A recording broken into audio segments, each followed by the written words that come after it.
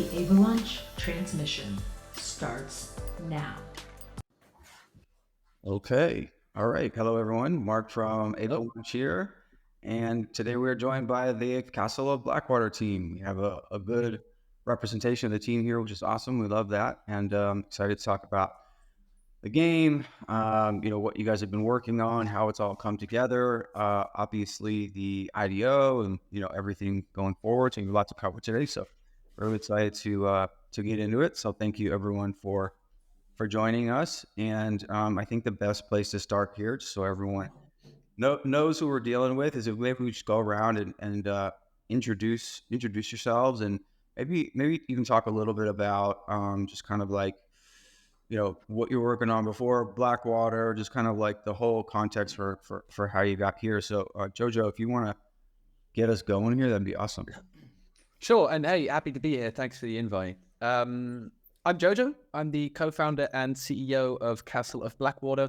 I have a background in business, economics, entrepreneurship in general, and also a stint in IT recruitment. I think that's where I really learned to find the right people and bring them together under a shared vision, as you will see today with the people we have brought for you. Been involved in crypto mostly as a trader and as an enthusiast since 2016. And it was in late 2021 when I got together with Remo, my co-founder, who you'll hear from, to start creating Castle of Blackwater out of the frustration with play-to-earn games at the time, and really feeling like play-to-earn games in general should be more about fun games, and that the earning component shouldn't just be earning, but that it should be a sustainable economy. And that's definitely something that we are pioneering in, if I do say so myself. So my name is Remo. I'm also the co-founder and CEO of Castle of Blackwater. So my previous experience is mostly in building more complex web and app applications. So you can think of like a multi-sided platform like Booking.com, but then for meeting application or meeting rooms in the Netherlands, Germany, Belgium, which we sold off to investors later. Built some other apps in the App Store. They are available, some meditation kind of apps, some AI stuff as well, advice on there. Well, my background is mostly in building complex web and app applications, which is always like a combination of development, design, UI, UX, and all those components come back in the game. But then even tenfold, it's a lot more complex, a lot more details. But it does help having that background. And like Jojo already said, I already know Jojo for like 10 years already. 10 years ago at the university, we were friends back in university. Then I started my own first company 10 years ago. Jojo started his first company. And then later on, like in 2021, we sat together and we said like, hey, let's build the next generation of Web3 games. So that is how Castle of Blackwater originated. Cool. Yeah, so my name is Matt. I'm the audio director for Castle of Blackwater. I'm responsible for the sound effects, the music, as well as getting involved with the programmers, our developers, to basically get the sounds and the music in the game and have them trigger in a variety of ways. It's not necessarily just playing the sounds, it's also having some interesting systems that actually can vary the player experience each time. So work quite closely with the development team. Before this, I've been a freelance audio professional, I guess, since June last year, which is around the time that the team took me on. Before that point, I was actually a teacher, teaching music production at colleges in the UK. Cool. And so basically just been doing a variety of freelance work since leaving teaching. But this is the one that really takes up a lot of my time, and I'm happy to be here. And it's been a great journey so far. Nice. Hey, I'm David. I'm the art director for Castle Blackwater. Basically, I'm kind of designing, steering the ship, working with the artists to really push them to the limits and really get a really nice quality product with our visuals. Keeping things fun, light, inviting for people playing. I come from a background of game development, been working in games for about 8 years, both in the Web3 space and out of it. Just always been creative, essentially. Went to school for animation and traditional animation, and then moved into the game design. And then just kind of, I love being in the role of an art director because it gets your hands on a lot of different areas, and then with that, I'm able to kind of smooth everything out, keep everything on point and consistent. So, yeah, love it. That'd be cool. For that, I mean, so let's get into the game. I mean, maybe you guys could talk about, just give us, a high level kind of overview of the game and what it is, and then we can drill down and down and down. Sure. Yeah, so in its core, Castle of Blackwater is a social deduction game. If the audience haven't heard of the term, it's a bit of a niche term, but everybody knows Among Us, which is like the most popular variant of that. Although Castle of Blackwater really tries to be more unique in its own sense, and it does take concepts that Among Us kind of pioneered in with the freedom of movement and the task system, super exciting and engaging gameplay. But we felt that it was a little bit lacking in strategic depth and replayability. So we've then taken concepts from other social deduction games like, Werewolf, Town of Salem, to really add more layers into the game that constantly keep the players coming back for more. In your average game of Castle of Blackwater, between 7 and 15 real-life players will spawn together in a magical castle, and they will all be divided into one of 3 factions. The most players will be in the protector faction. Those are the good guys, and they don't know who any of the other protectors are, and that's kind of their objective, right? They'll be going around the castle doing these really fun and engaging mini games. When they do that, they get XP points. If they get enough XP points, they win the game. To prevent them from achieving that objective, we have the Satanic, which are the evil guys in our game. They are in the minority, but they are informed of who the other Satanic is. So they really kind of work together. They have a secret chat function. They coordinate, and they kind of use their offensive abilities to take out all of the protectors whenever given the opportunities. And then finally, there's like a third and final chaotic neutral faction, which is the Forgotten. And they usually have their own individualistic play objective and play style. In the first case, we have the Werewolf, and he's kind of playing both teams, trying to score his own victory, and he can win or lose independently of the game being played between the other 2. I'm not going to go too deep into the mechanics because I would be talking for 10 minutes. I will say that the game takes place in a kind of phased approach, starting off with a day cycle when everything's a bit safer. Then there's a night cycle, and a lot of surprises happen. Players have to make difficult decisions. The atmosphere kind of deepens, and I think the boys here have done a really good job in portraying that kind of scary atmosphere that you get during the nighttime. And then there is a voting round when all of the evidence gets discussed and people have to make the hardest choices. Who are you going to eliminate? And that kind of cycle repeats until one of the main teams has won. And that's the highest level I can give you. Mm-hmm. Okay, cool. So you talked a little bit about some of the other titles in the genre, but as you were talking, I just kind of started to wonder what it was that drew you and the team to the social deduction genre in general. I mean, presumably you could have built any game that you wanted to, or in any genre that you wanted to. And so, was there something about this genre that really spoke to you? Did you feel like there was things about it that lent itself really well to Web3, which we can talk a little bit about? I'm just curious how you landed here. Yeah. So back in 2021, when we were brainstorming, we were really looking at okay, which game genre has a lot of potential, maybe not only in Web3, but also in Web2, like which game genre is really fun to play, which also has a lot of room for innovation. So when you watch the massive growth of Among Us, and later also Goose Goose Duck with hundreds of millions of downloads, Steam top 10 in the Steam charts, etc., we were thinking, okay, this genre is not only a lot of fun because Jojo and I were even playing it. It also has a lot of potential to be innovated on, because when I play Among Us, I have fun when I play a couple of games. But if I'm not the evil guy, the imposter, it gets boring quite quickly because the mini games are quite boring. There is no real player depth. The same goes for the other social deduction games. So looking back in my Steam download and then seeing which games I played a lot of hours, but then also which games I felt most disappointed about, it was always the social deduction genre. And because Jojo and I both felt this emotional attachment to this genre, and also the feeling that we were the right people to innovate on the genre, that was the decision that we said, okay, let's go with the social deduction, but let's goal from the start. So Jojo mentioned, okay, we do like certain aspects of every single game, but we also know there is a lot of things to improve, especially the long-term player replayability. And that was a real focus from the beginning, like making a real fun game, not only for like 5 games, but which you can play for the next 1 to 2 years, really grind out a lot of systems, becoming better, add skill-based components into the game to make it really addictive, and people coming back to play the game more and more.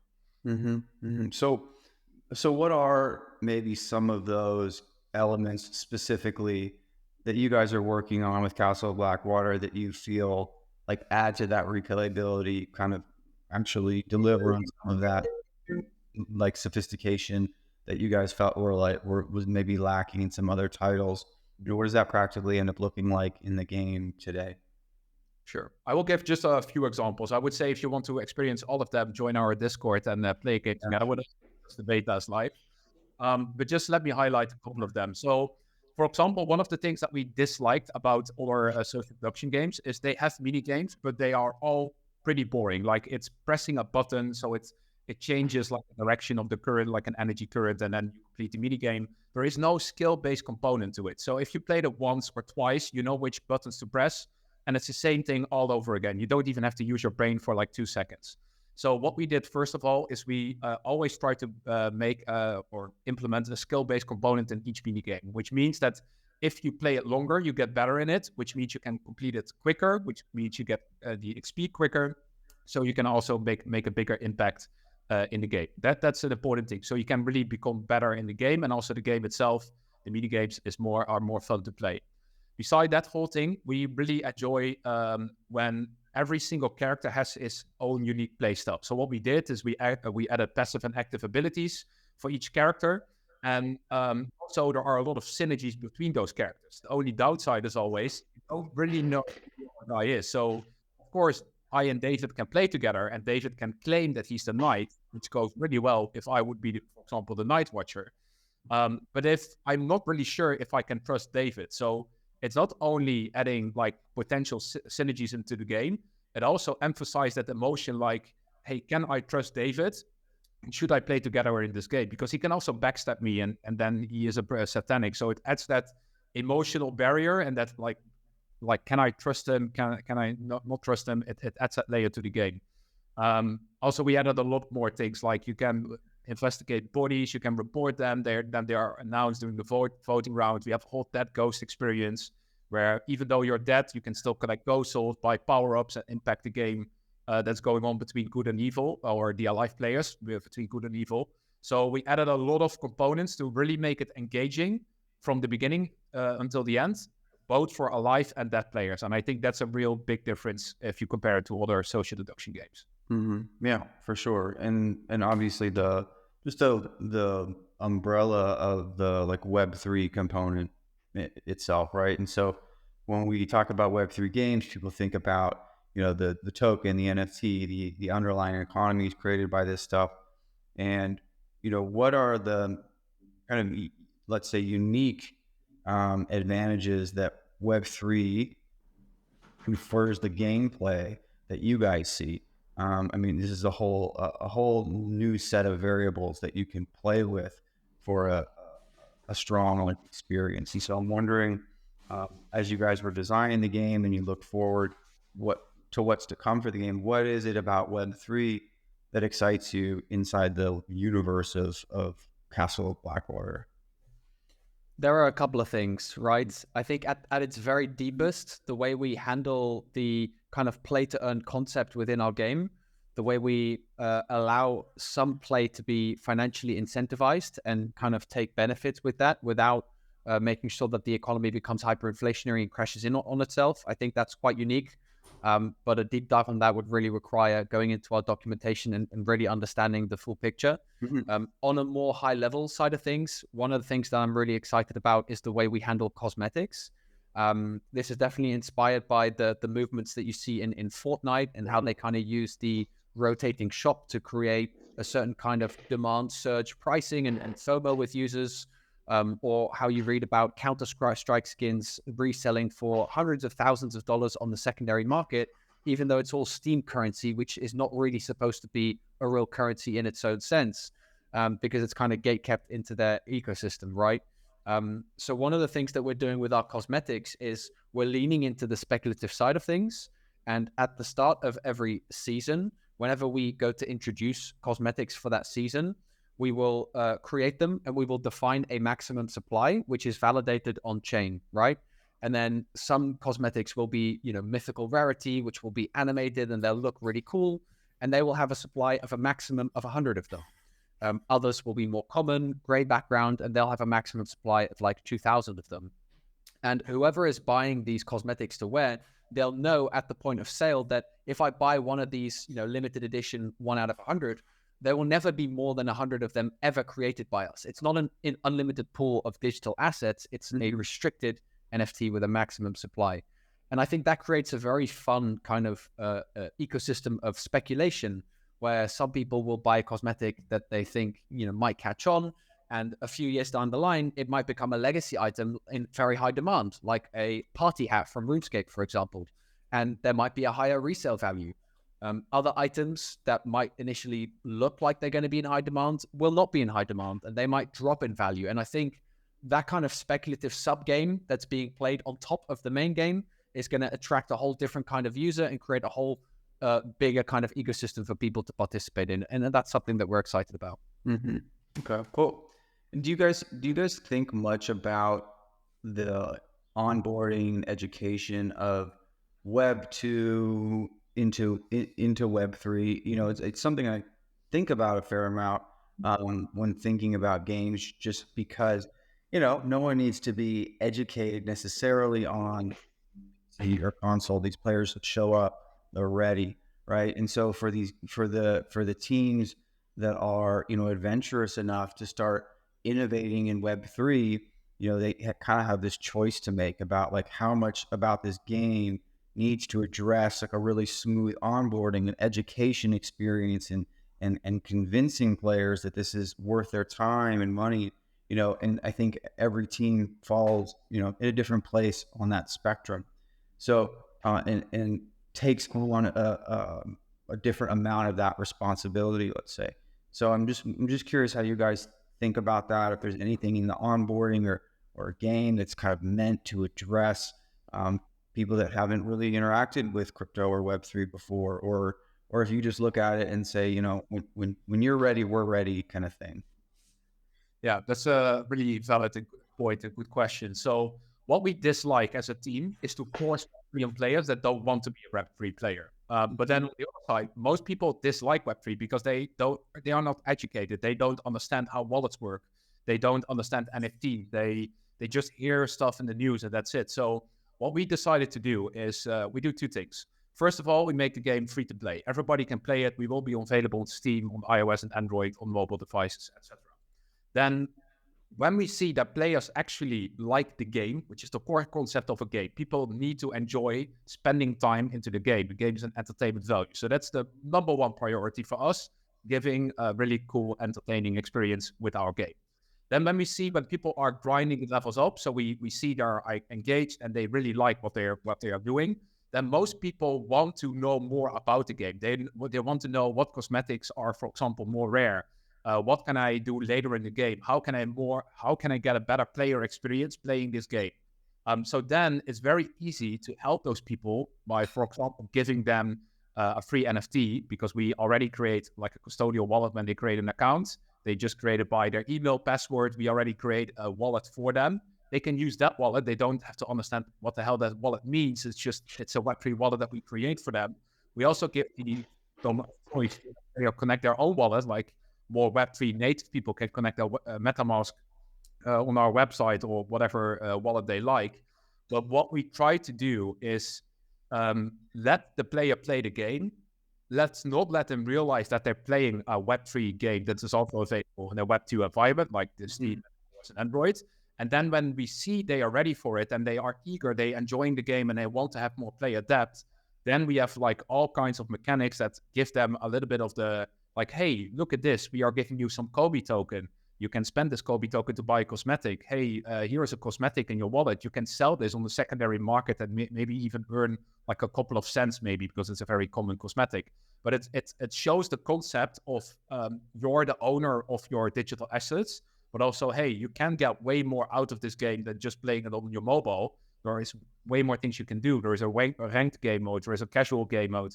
So that is our vision and strategy, is to really focus on the game and then having all the complex stuff made very simple, where we can be the owners of that wallet in that sense. Of course, we give them access, but it's custodial, so you can always set it. But also you can connect your own MetaMask if you want to. So we want to give the opportunity to the player and educate them by showing them the opportunities without making it complex and talking about blockchain and NFTs and all that kind of stuff. Mm-hmm. Yeah. Okay. Yeah, that makes a lot of sense.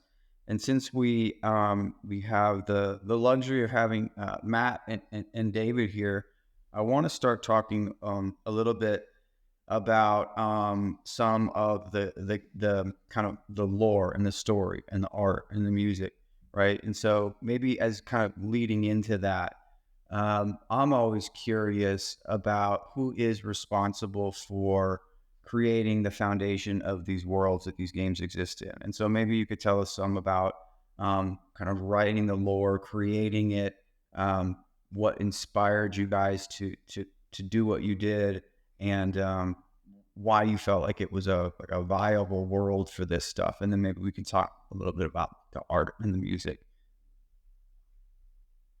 Yeah, go on, David. What do you want to say about the lore and the backstory that you wrote? I'll hand this one on to Jojo. I think he's Okay. Yeah, so guilty as charged. The backstory is a little bit of my baby, and it's actually one of the things that it was one of the first things that we did when we decided we weren't going to make a game. We said it was going to be a social deduction game, and then in order to kind of shape the theme around it, during a Christmas break, I sat down and I started thinking of, okay, what should be the story that we're going to base this game on? Because I feel like every quality game needs to have a story with characters, with themes. So I remember writing out 3 kind of ideas. One of them was like Knights Templar vibe. One of them was a little bit more Wizards vibe, and one of them was like a sci-fi vibe. And then I pitched them to Remo, and we ended up going with like a magical castle theme. Mm-hmm. That's also how we came up with Castle of Blackwater. And then I just started writing. I took some creative writing classes back in my college days and just let the words flow out.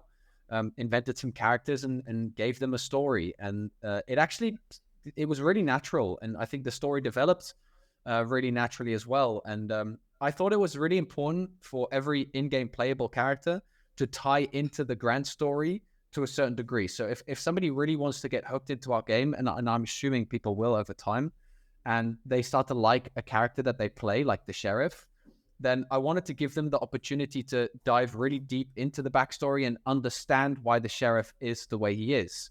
So that kind of game mechanic driven storytelling, where each character in the backstory will be a reflection of their abilities in the game, I think that was really important, and it will allow players to connect more deeply with the characters. But then, of course, that's just from a words perspective. Maybe David wants to talk a little bit about how that got translated into a visual medium and how there might be plans in the future to turn that into the next medium of how the storytelling is going to be done. Yeah, for sure. That'd be great. And before you start, David, I just want to ask you if you could just talk about this from I think people are interested in the process here. I think a lot of this stuff we end up just kind of taking for granted. It's there, it's beautiful, it works, it creates an experience. But as someone that's responsible for creating the design, the aesthetics, where does someone even start with this process, and how does it develop? Yeah, so basically, it was a little. Basically, when I started, the idea was the medieval castle, so that's where I was already starting from. Mm-hmm. What I really want to do is kind of push our visuals as far as I could for the approach we're taking. So we're taking the top-down view. We have a lot of examples in games like Goose Goose Duck and Among Us and Town of Salem, where they have a very, very simple art style, very clean. And I kind of want to take that approach, considering we're coming from the same angle, and just push it as far as we could. So I want to really make the castle make the environment you're walking around a little more interesting, I guess. So having a lot of unique elements in the environment that you can go to and you can check out, animations. But then also kind of adding a different feel to the whole experience where I want to add a little bit of depth. So a lot of elements you'll see your characters, you can walk under, behind, in front of, taking it. Those are small things really, but when you're playing, you don't feel that in a lot of games, and I feel like it kind of stands out. And then on top of that, just kind of creating a world that is filled with this mystery of this magic in the castle, but is also kind of a little more colorful, a little more bright. And then with the ghost chibis, the idea was to kind of create something that is memorable, like recognizable. That's kind of the direction I was really hoping for, and I hope that people will continue to appreciate the ghost and go off of that. But I just really, sorry, I lost track of my words, but pushing it as far as we could, and really making the most out of the perspective we were going with. Like having this top down, you're kind of limited in a lot of elements when it comes to game design. So it was a really fun challenge, and working with our really fantastic artists so closely, it was a really, really fun experience, and something that I think we, at the end, delivered something really nice, really beautiful. Maybe it has a little higher fidelity than what a lot of the games in the genre offer, and I think that was something that will help the project. Mm-hmm. And I was just gonna add on to the end of that Dave mentioned about the incredible talent that we have in our art team. I just wanted to mention that before we start talking about sound and music, that there is a real community on the team, that we share our ideas quite freely, and we always receive feedback, be it positive, constructive. We're not in our own bubbles, as it were. We are kind of always sharing ideas on Slack, and kind of, as I said, we're receiving kind of feedback based on that, and we're all working towards the same vision. So it isn't like, if you think about AAA game studios, there's these separate departments, and you hear stories about how there is this miscommunication with us. It's it's obviously a small team, but it's a small team that works really well together. So I just wanted to kind of just put that out there. Mm-hmm. Mm-hmm. Yeah, it's always nice having even people who aren't necessarily working on the design giving feedback. So like devs are playing this game, testing it, building it, they might have some ideas. Everyone's throwing ideas in, and we're kind of working through them and fleshing it out. And it's been really positive, and really got us where we are now. Mm-hmm. Pretty cool. Yeah, I think, like I said, I just think it's a part of the process, like the real practical day-to-day creative work that I always tend to feel like it just kind of gets, or at least some people miss, right? It just they fall into this experience and don't necessarily get a lot of insight into what it takes. And so, what was, like, how long, let's say, or how iterative was the process from start to finish of these characters and this world? I mean, did you pretty much nail it out of the gate and evolve it, or was there a pretty different starting point to where you eventually landed? I wish you could see our starting point. It definitely it definitely evolves. I mean, in a good way though. Any I feel like any strong product, you build it up, you break it down, you build it up, you break it down, and then you come out with that shiny gem at the end of it. And we definitely we would try things. Maybe they work, maybe they don't. Rebuild, test it, take feedback from the community, take feedback from within the team, adjust, fix. We maybe at the time we think, oh, having this at the top of the screen, fantastic idea, looks really cool. And then we realize in practice, okay, maybe it's getting too messy over here. Now we kind of break it down and we jumble up. But a lot of the core principles in that design we carry over to the new design. So yeah, it's definitely an evolution of process. And I mean, one day maybe we'll do like a transition of the game from where it was and where it's going. And it's like, you can just see new ideas popping in. You can just kind of see them being added to the project, fitting in nicely, and strengthening it overall. Yeah, that would be cool. Like at some point in the future, there's some like mysterious character that's introduced, and it's like the first version of these little guys. All right, cool. So Matt, from your perspective, same kind of question. I don't think a lot of people even know how to reasoning through sound design and music. And so where do you start with this stuff? I mean, how are you thinking about creating a world through music and sound for a game? I think, yeah, you're right. I mean, a lot of the time in game development, sound and music is one of the last things that gets thought about. And there's a lot of pressure put on those, sound designers and composers. Even for film and movies, it's the same situation. It's very much a thing that's thought at the very end of the production. But obviously, these guys got me on quite early because they know what they're looking for. When we first spoke, I could tell that they already, they were looking for a specific sound design. They weren't just looking for sound effect packs that they were going to just draw on and start putting into their products, which anyone could use. Mm-hmm. They wanted to look for completely original content. So, yeah, it is one of the last things to thought about. But we managed to get in there quite early. And one of the first things these guys got me to do was create a sound Bible, as it were. Just kind of going through some of the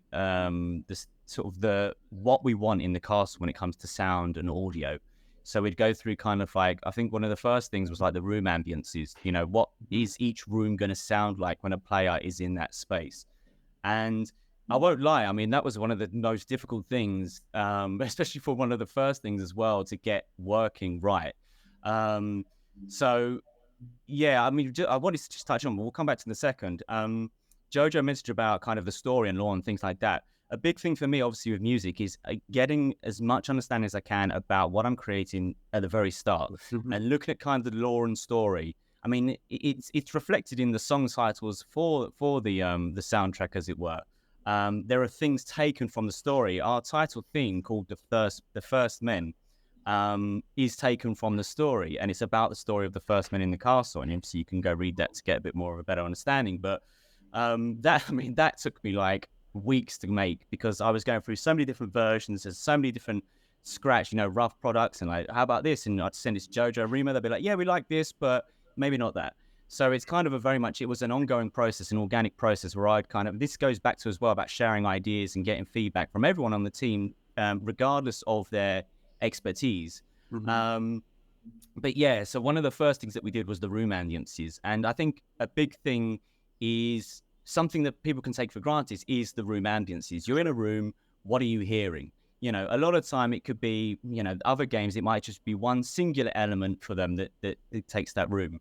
For us, I wanted to have something a bit more of like an organic, evolving atmosphere. So the longer that you spend in that room, the more things you're going to start hearing. It's quite a fast-paced game. You may not spend a lot of time in these rooms, but if you are being chased down and you're hiding in a little nook or cranny somewhere in that room, I want that. It's almost like when you step into a dark room, your eyes become accustomed to the darkness, you start seeing more. I wanted to go for the same sort of approach, but sonically. So the longer you spend in that room, the more you start hearing. We've got big plans when it comes to the sound in future to try and make it a bit more of we're going to start introducing hopefully some sort of audio middleware to might really start randomizing the sound. But at present, for example, in the dining room, you're in the dining room, you hear sounds around you, you hear the fireplace, you hear, maybe the clink of plates or glasses on the table. But the longer you spend in that room, you start hearing subtle music start being faded in as well. So it's almost like the castle is coming alive the longer that you spend in there. Very, very, very cool. And so that's what you were talking about, I think, earlier, right? Which was kind of the dynamic, interactive element of the sound. It relates to things like time spent in an area or screen, or maybe even the tension or drama that a player is feeling at that time. And so you guys are actually thinking about it at that level. Yeah, I mean, it's all about the player experience, right? You want to make it as interesting as possible. And, one of the first things we said was that sound is one of the last things that's thought about. So getting in there early and thinking about these things, I think, is crucial. I think as well as establishing, I think Remo was talking about kind of every player having like almost like every character is individual. They've got their own sort of strengths and weaknesses that they have. For me, a big part of the sound design was, say, for example, the player abilities. I wanted each player to have their own sonic identity as well, or sonic signature, as you were. So it really kind of grounds or hones in on that player and that character. the great thing is about the game is you don't get to choose at the very start who you are. I think there is some mechanics in future plan for sort of, being able to choose characters, but at the moment it's kind of randomized, and I think that really plays into the replayability as well. And if each time a player plays, they get a different audio experience, be it through the player abilities or even the castle itself, the spatial audio that we have, then I think really keeps bringing players back from my sort of perspective. But it's not just me. It's obviously the amazing art that we have. It's the gameplay mechanics as well as the Web3 side of things that I think will keep players coming back into the castle. Yeah, super cool, super cool. I mean, the point about the ambient music in the room, I just think is an interesting one because and speaks to this whole process really well. In that choice, right, could create a completely different experience based on whatever. You could really create almost a different game based on that choice. And the same goes for any given choice in the story and any given choice in the art, right? These wildly different implications for the experience as a whole. It's all these things come together to create this, amazing game that's very much yours. And I think that's just so cool. And now you have this, you're charged with this additional element and responsibility with the token and the NFTs that have the same implications across everything else that we're doing. So we should talk about that a little bit because it's kind of like the final piece in all of this. And earlier, Jojo, you were talking about learnings and observations of Web3 economies and some things that maybe you wanted to avoid. And so let's just start there, generally and quickly, because we've had, a few years now, give or take, of attempts at this stuff and some successes, failures. And I know that you guys think very deeply about this, which is important, probably more so than a lot of teams we've encountered. So that's great. So it's worth talking about some of the things generally that you've seen that you really wanted to avoid. Yeah, so like I mentioned, Castle Blackwater was founded out of that first experience that we had with play-to-earn games at the time. I was playing Axie Infinity and games like Crypto Cars and Baby Swap, and at their core, the games weren't very fun to play. And they were all very much around the earning aspect of it. I mean, it was literally in the name. When you then joined these communities, everybody was so focused on, maximizing ROIs with their spreadsheets and stuff. And that just seemed like a recipe for disaster. Over time, we would come to realize that many of these games, whether they intended to or not, they actually became Ponzi schemes because, money in goes up and then whoever's the last to leave, the whole thing kind of explodes. After doing a lot of research in what we want to avoid to go down the save path, we narrowed it down to a few things. For one, the whole breeding mechanic and having that have a very specific effect on your earning potential, that's already quite troublesome. Going further down the line or going even more high level, if you will, it's all about value extraction and value injection. If you're going to build a game where everybody is a value extractor and everybody is playing it purely to earn, whether the game is fun or not, that's never going to work. That's always going to fail in the long term. The only way you can create the sustainability within the economy is to find value injectors, is to find people who are actually willing to play and pay your game or pay into the game in order to increase their perception of fun that they're having. And we have quite a few unique ways in which we intend to do so. And only when you can find this certain level of value injection, now you can start to look at value extraction and how can we allow certain players to monetize their time playing. But when we do so, we also have to think, what is going to be the purpose and the value that these players are bringing into the ecosystem, right? You don't just want people to come and earn and then not have any value in the ecosystem. So we've also looked at ways to kind of overcome that. And it all comes down to finding the equilibrium between those two player bases. And whenever one of the two starts growing exponentially larger than the other, having a self-balancing mechanism in place that uses the same power of the financial incentives and kind of reduces or increases it to scare away one of the other groups until that balance is once again found. Okay. And so does that tie into the actual separate economies that you have within the game, being the casual and ranked economies? Maybe you could talk some about that, how those are segmented out and the kind of players that those are meant to address.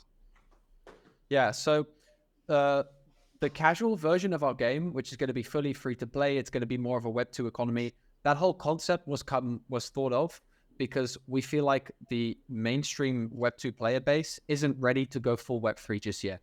The sentiment isn't there, the games weren't there. So we're kind of in this bridging period where we feel like it's more important to offer the choice and to give people a more comfortable setting. So that's why, because we are so confident in the playability of Castle Blackwater and the fact that it would be successful as a standalone Web 2 game, we want to launch it as a Web 2 free-to-play game with microtransactions and let people who really are afraid of Web 3, let them enjoy the experience in a way that feels comfortable to them. And that's going to be casual. No barrier to entry. There's no earning potential. Your cosmetics are just, digital assets that you don't really own. You can't trade them with other players. And we're kind of using that as a user acquisition vehicle because we think that version will scale larger initially as there is more player base. But we're also kind of using that as a way of, now you're playing this game that you're enjoying and you're spending real money buying these assets that you can wear and hold. But that's it. You're limited. And we really want to kind of let that limitation stick out. And then we offer this Web3 version of the same game, only now everything is Web3. It's decentralized assets, real ownership, a tokenized economy. And we're telling players, if you like what you're playing here and you want to kind of step over to the other side of the Garden of Eden and experience that true authentic ownership, here's this really simplified onboarding path for you to come into a competitive ranked ecosystem where you will need an NFT to play, which is a higher barrier to entry. But if you ever quit or you want to move on, it has that resale potential, which we think is going to allow people to overcome that barrier to entry with that in mind. And by having those separated and offering that easy onboarding bridge, we think that that's kind of the best of both two worlds. And over time, the Web3 side, we do expect that player base to keep growing and kind of siphoning off those users as people wake up to what we're trying to do. Mm-hmm. That makes sense. And we are noticing, that there is a lot of activity in the moment on our Discord. There are players always playing, and even if it is casual, it's fun, and I would say that, but the funny thing is, we're always sort of testing. We're always doing private testing of latest builds and stuff like that for new features. But the other day, case in point, I was playing with the community. And I turned around to one of the other guys on our team. I was like, actually, this game is fun. This is fun. Let's do another game. Because we don't normally get the opportunity to play a game as as a proper game, because we're always testing out this, whatever. But when you actually get down to it and actually play, it's like, actually, this is a really fun game. There's so much potential here. Mm-hmm. If there's so much that we can grow on, and there's so many different plans that we've got going forward. I think it can only get bigger and better from here. But it is a really fun game at the end of the day. Yeah. Well, that actually kind of reminds me of another question that I had for you guys, which is concerning the community. I mean, one of the unique things about these Web3 games, it's not that other types of games don't have communities. It's just they don't exist in the same way, and that comes with the good and the bad. And so they don't live and behave in the community in the same way, and they also don't carry the same kinds of expectations in the same way. And so with a really active community that you guys have been allowing access to and engaging with, that quite naturally is going to come back to you and say, hey, this is great, but what about this? And I like this, but this, or this is not good. You should do this. It creates, I think, a really tricky balance that can be very powerful if you get right. And so how do you guys think about, when engaging internal timelines and resources and your own desires for what this is? How do you balance what's coming back over the fence from the community and deliver for them? That strikes me as something that's like really, really challenging, but also the payoff for that's like quite powerful. Oh, that's a very good question. So we really loved, we really built it together with the community from the start. But the moment that your community is growing exponentially, if you go to our Discord now, there are hundreds of messages in a couple of minutes, and where Jojo and I could do you could answer all the questions because there were just 10 per day in the beginning, to now hundreds of suggestions and people coming back with feedback.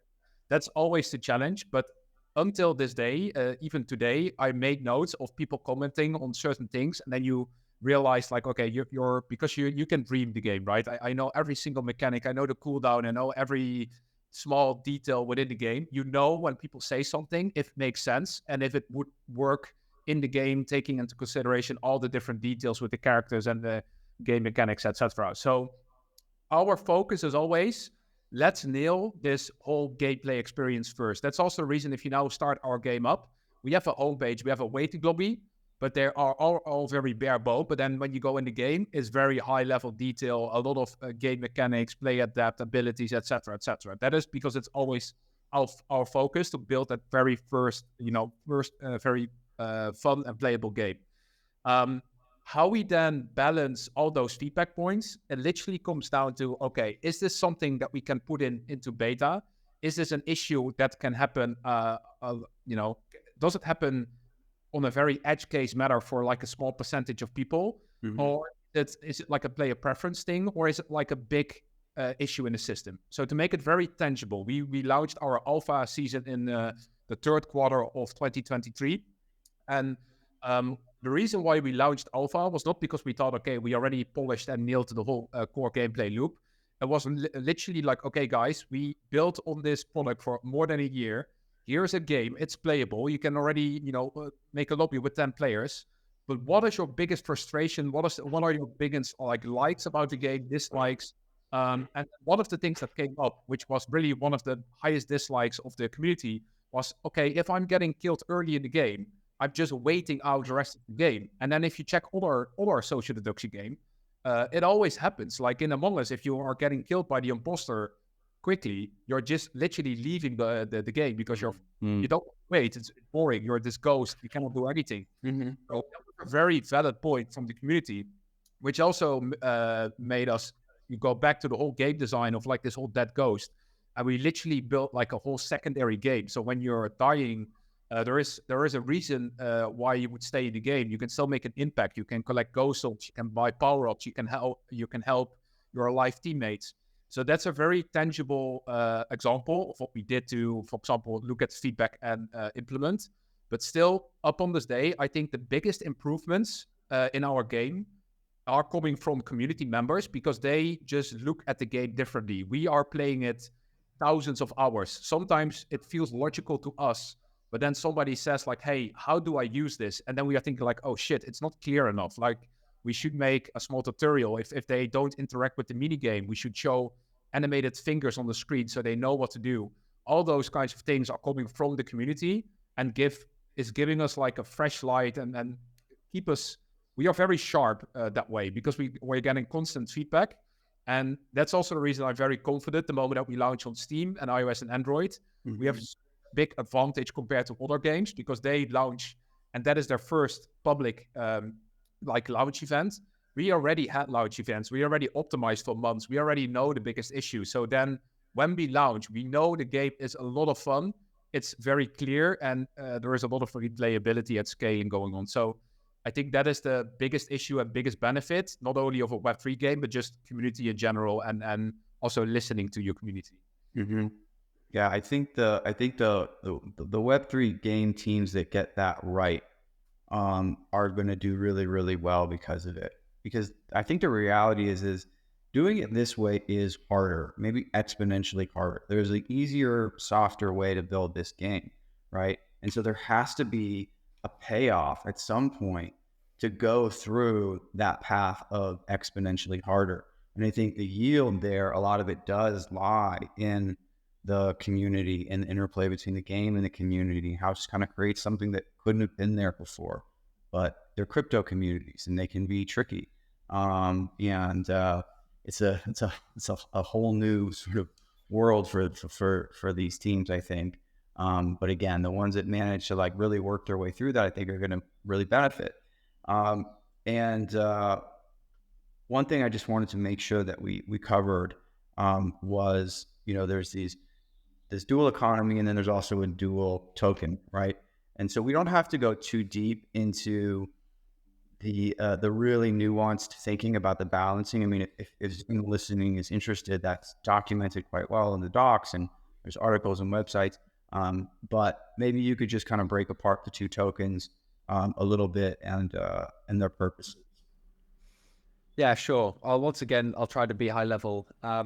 So what it really came down to is in our research of trying to understand why play to earn games weren't working, we came to the conclusion that we found it very difficult to have an incentivized gaming system where you only have a single token system.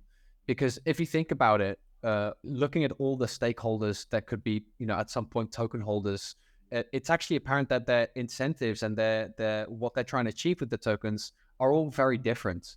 On the one hand, you have your speculators, you have people buying the token because they think it goes up, and you have the team who are holding this token, and they want the value of that token to increase over time, right? You want value accrual because that's what you speculate on.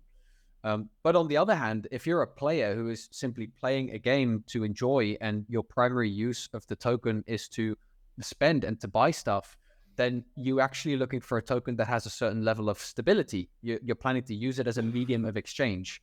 And those two clashing kind of purposes of a token are very difficult to get working in a single token. That's why we decided to separate them, to create the Kobe token, the ecosystem token, which focuses on value accrual, which, players are incentivized to kind of hold on longer, and it kind of represents the success of the game and the project as we proceed. And on the other hand, we have the COBS token, which is the spend token. This is the token that is very tightly supply controlled, which is in a very complex manner involved in the payouts of the games that you play, and is also used for the most part in many of the syncs that we have. And that token is actually very tightly financially controlled by us, acting as a certain kind of market maker and financial institution. We set 2 price points of the COBS token, and we ensure through supply control that the price of that token never goes above or below a certain amount. And because we do that, we give that stability to players, and we kind of ensure that they feel safe in spending that token, in actually buying things, because they're not just holding on to that token, waiting for it to become more valuable so that they could potentially buy more things in the future. And when you take away that value accrual incentive from a medium of exchange token, you're actually incentivizing the users to spend the token rather than just holding on to it. And that's just very healthy for the economy in general. Yeah, and that's one of the reasons. The second reason is in order to, in our opinion, really find that optimal balance between injection and extraction, we have a lot of automated systems that rely on liquidity pools and automated market makers. But that theory, and it is, like you said, very well documented, that entire theory only works if we have 100% control of the token supply. So when looking at the COBS token, there is no team allocation, there is no investor pool. 100% of that token is entirely used for that sustainable economic loop. And that's the only way we can get that to work. And because of that, we also needed a second token that does allow us to benefit from the other sides of crypto. Yeah. And again, it's, if you're listening and this is important to you, which it should be, there's covered pretty well elsewhere. Maybe we can do another conversation at some point and get more into it. And there's a handful of other things I wanted to talk about today, but I want to be respectful of everyone's time. We're kind of coming up on an hour. So, that just says we'll have to do another one of these again soon. I wanted to talk about the relationship with Merit Circle and Beam and the technology and Avalaunch. But we can actually, do this again soon after you guys launch and, you have some more perspective on it, et cetera, and we'd be happy to do that. But there are two. Maybe to highlight just very briefly is that we are incubated by Merit Circle, and we are launching on Beam chain, which is from Avalaunch, of course, the AVX network. Yeah. So that is what we are building on, and incubated by Merit Circle means that we have access to the full marketing. We are really literally talking every single day. We have weekly meetings, so it's a very tight partnership. It's not just they invested in us and that's it. Right. Well, Blackwater is one of the, I think, 3 incubated projects. They have Forgotten Playlands, it's us, and another one. And that's it. So the cooperation there is very close. That's maybe the only thing that is important for now, and then we can have like a whole hourly talk. Just Yeah, that's awesome. We're super excited about what they're working on, what you guys are working on. How you're going about working on it together.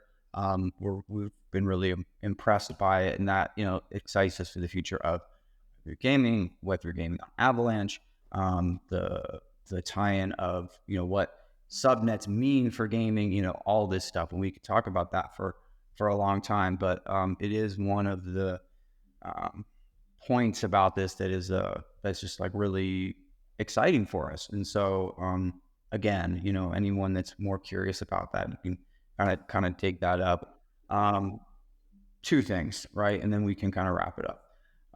This is actually like a kind of a higher level question, so maybe not as important, but I'm actually just genuinely curious because I think people watching this, people watching the project are other teams, right? You guys have made it to a certain point that's actually really challenging to get to. And I think other people who want to be building games and are inspired by what you're doing, what you've been able to achieve thus far, are paying attention to this and saying, okay, what lessons can I learn? Just like you were looking at Axie and other games, without even realizing it, you're taking these lessons. And so what I wanted to ask is just, for other teams, like just broadly, is there anything that you kind of like wish you knew, wish you did differently to get to this point? Like, what advice would you have for, a set of people like you that's just starting out today, that's listening to this and is inspired? Is like, I want to do this too. I want to build Web3 games. Yeah, the amount of lessons that we have learned along the way, I could not tell you. Yeah.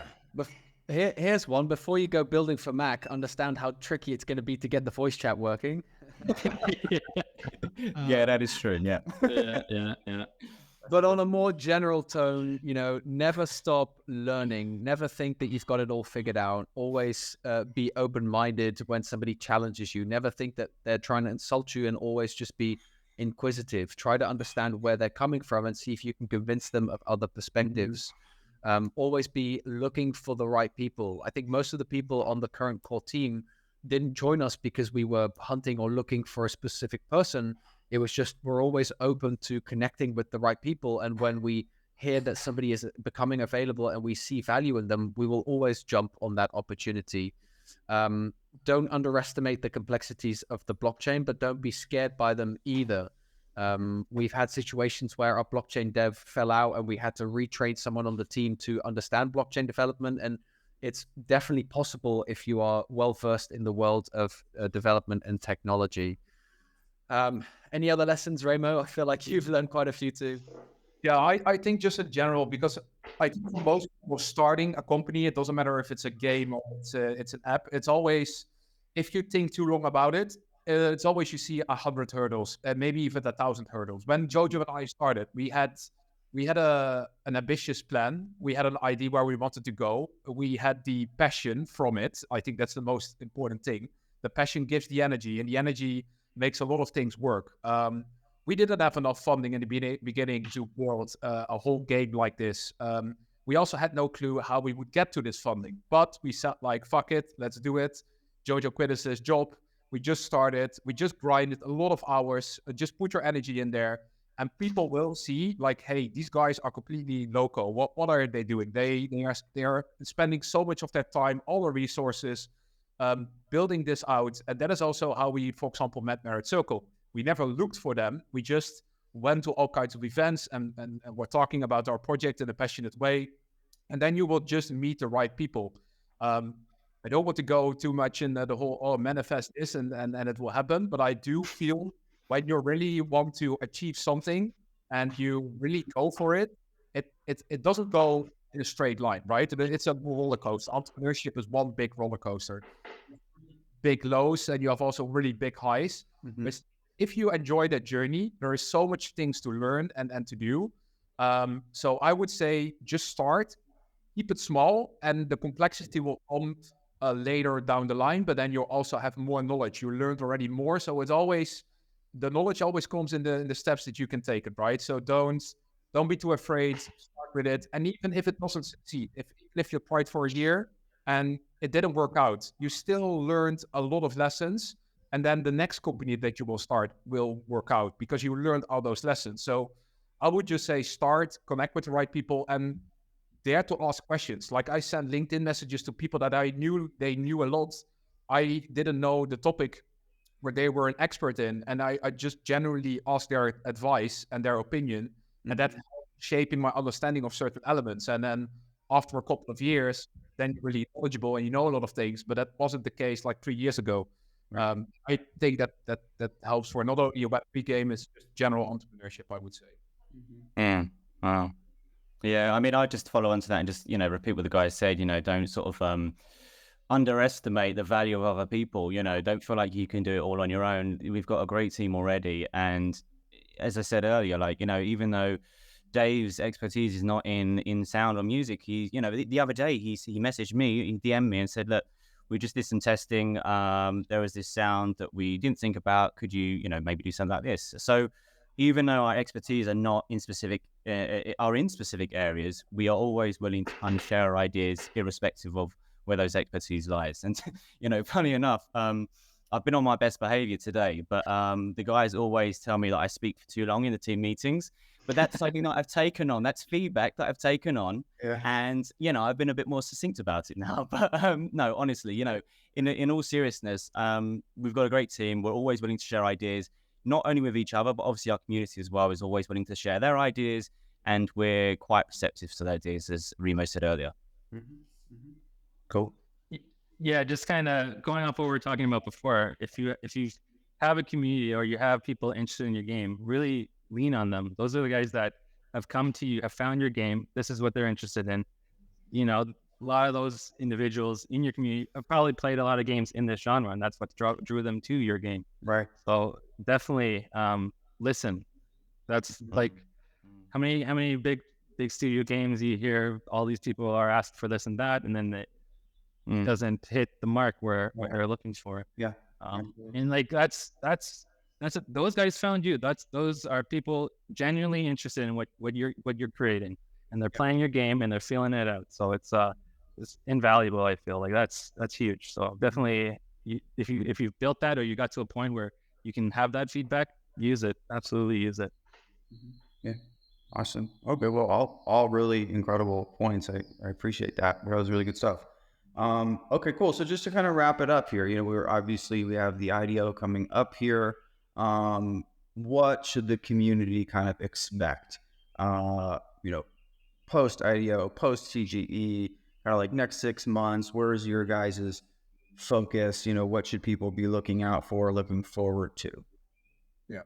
So right now we are already working on pre-game screens. So for example, David right now is working on an inventory management system, so people can actually wear the cosmetics. Even the NFT cosmetics will be in-game wearable already. We are working on shops, player profiling, retention systems. So that's a lot of pre-game elements, but also optimizing the current game, because we are, of course, getting feedback again during beta. So also all this feedback will be processed, and if we agree that it's indeed an improvement on the game, we will add it. And there is already a lot more stuff on the list than 2 weeks ago before we started beta. But then also later down the line, so at the end of this year, we are planning to start working on the porting to iOS and Android, which means that, and before that time, we are already planning to launch on Steam. So it will not only be available anymore on Elixir and directly through our own website, it will also be available on Steam, and then work on the porting to iOS and Android to really capture all the players that we can capture from Web 2 and Web 3. And really get those lobbies filled up, a lot of games going on all over the world, and just learn a lot about all the feedback that we are getting. But a lot of exciting new features, new maps, new characters, new abilities, porting to iOS and Android. A lot of stuff is coming up in the next even 6 months. We have a big team, or in my opinion, we have a small team with big work ambitions. So everybody's working hard. So the roadmap always gets hit, like the targets are getting hit, and it's just exciting times. I think in the next year we will be a lot further. Cool. Okay. Awesome. Well, listen, guys, I really appreciate you taking all this time. I know our community really appreciates it. We've really enjoyed working with you, the way you guys work, the way you guys think, the way you guys are going about doing this thing. It's admirable and important, and it's been a pleasure to support you guys and play this little part in your big journey. So thank you for that opportunity to Avalaunch and Avalaunch community. And we gotta, after you guys get out the gate, so to speak, we'll certainly do this again soon, catch back up, reflect, more lessons learned, that kind of thing, and we would look forward to it. Awesome. Cool. Likewise, Thanks, Mark, and thank you so much for giving us this time and the spotlight to come and talk about our passion project and everything Avalaunch has done for us in supporting us in getting to this IDO stage. It's been nothing short of amazing, and you guys are awesome as well. Awesome. Thanks. We appreciate that. Okay, guys. Have a good rest of your day, and we will talk soon.